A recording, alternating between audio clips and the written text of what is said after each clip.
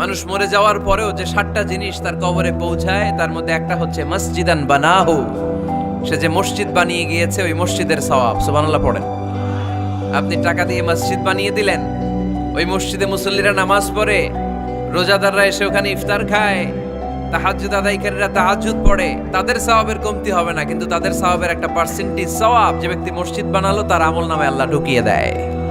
7 শ্রেণীর ব্যক্তিকে আল্লাহ তাআলা কিয়ামতের দিন আরশের নিচে ছায়া দিবে, যেদিন আল্লাহর আরশের ছায়া ছাড়া কোনো ছায়া পৃথিবীতে থাকবে না। সেই দিনটা কি এই দিনের মতো? কিয়ামতের দিনটা কত ভয়ঙ্কর। বাবা ছেলেরে চিনবে না ওই দিন, ছেলে বাবারে চিনবে না, স্ত্রী স্বামীকে চিনবে না, স্বামী স্ত্রীকে চিনবে না, পীর সাহেব মুরিদ চিনবে না, মুরিদ পীর সাহেবকে চিনবে না। হায় হায়, ইয়া নাফসি বলে কাঁদবে। সূর্যটা মাথার কাছে চলে আসবে, সূর্যের তাপে মাথার মগজগুলো গলে গলে নাকের ছিদ্র আর কানের ছিদ্র দিয়ে টপ টপ করে বেয়ে বেয়ে পড়বে।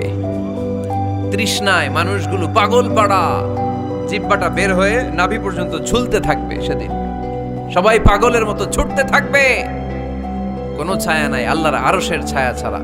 মসজিদের সাথে যার হৃদয় লেগে থাকে তাকে আরশের নিচে ছায়া দিবে কে? এজন্য মসজিদের সাথে যেন আমাদের হৃদয়গুলো লেগে থাকে। অনেকেই দেখবেন এত ভালো নামাজে, জোহর পরে টেনশন করে আসরটা কই পড়বো, আসর পরে চিন্তা করে মাগরিবের সময় আমি কোথায় থাকবো, মাগরিবের সময় টেনশন, ইস এশাটা হয়ে গেলেই তো শেষ।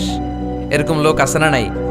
এদেরকে সেই কঠিন ভয়াবহ দিনে আরশের নিচে ছায়া দিবে কে? যাদের হৃদয়ে বড় জ্বালা, ফ্যামিলিতে সুখ নাই, শান্তি নাই, তারা হৃদয়ে প্রশান্তি আনতে চাইলে এতিমখানায় যাবেন, এতিমের মাথায় হাত বুলিয়ে দিবেন, এতিমের মুখে খাবার তুলে দিবেন, আপনার হৃদয়টারে নরম করে দিবে কে? আল্লাহর ঘর মসজিদে যাবেন, নিজ হাতে মসজিদটারে একটু পরিষ্কার করে দিবেন, আপনার জীবনটারে উজালা করে দিবে কে? তাহলে এগুলো করার মাধ্যমে আমরা মসজিদের আবাদ করতে চাই, আমরা মসজিদের আবাদকারী হতে চাই কি চাই না? রব্বুল আলামিন বলেন, ইয়া বানি আদম খুযু যিনাতাকুম ইনদা কুল্লি মাসজিদ। ও বনি আদম, তুমি যখন আল্লাহর ঘর মসজিদে ঢুকবা, ও বনি আদম তুমি যখন নামাজের মুসল্লায় দাঁড়াবা, তোমার সবচাইতে দামি, সবচাইতে সুন্দর জামাটা গায়ে দিয়ে তুমি নামাজে দাঁড়াও। মসজিদে যখন ঢুকবেন ডান পা দিয়ে ঢুকবেন আর দোয়া পড়বেন, আউযু বিল্লাহিল আযীম ওয়া বিওয়াজহিল কারীম ওয়া সুলতানিহিল কদীম মিনাশ শাইতানির রাজীম। বিষ্ণু সাল্লাল্লাহু আলাইহি ওয়াসাল্লাম বললেন, যে ব্যক্তি মসজিদে ঢোকার সময় এই দোয়াটা পড়বে, শয়তান আফসোস শুরু করে, সে বলে, হায় হায়, আজকের দিনের জন্য, সারা দিনের জন্য তো তুই আমার ওয়াসওয়াসা থেকে বেঁচে গেলি। এজন্য এই দোয়াটা পড়ার দরকার আছে না? আউযু বিল্লাহিল আযীম ওয়া বিওয়াজহিল কারীম ওয়া সুলতানিহিল কদীম মিনাশ শাইতানির রাজীম। তারপর আল্লাহর হাবিব বললেন, ঢোকার আগে আমারে সালাম দাও। পড়বেন, আসসালামু আলাইকা আইয়ুহান নাবিয়্যু ওয়া রাহমাতুল্লাহি ওয়া বারাকাতুহু। এই দুইটা জিনিস যখন করে ফেললেন তখন ডান পা দিয়ে পড়বেন, আল্লাহুম্মা আফতাহ লি আবওয়াবা রাহমাতিক। সুবহানাল্লাহ পড়েন, আল্লাহুম্মা আফতাহ লি, ও আল্লাহ আমার জন্য তুমি খুলে দাও আবওয়াবা রাহমাতিক, তোমার রহমতের দরজা। তার মানে মসজিদে ঢুকলে রহমত পাওয়া যায় কি যায় না? ও আল্লাহ তোমার রহমতের দরজাগুলো আমার জন্য খুলে দাও। এই দোয়া পড়লে রহমতের দরজা খুলে দেয় কে? আবার মসজিদ থেকে যখন বের হবেন তখন কোন পা দিয়ে? জোরে বলেন।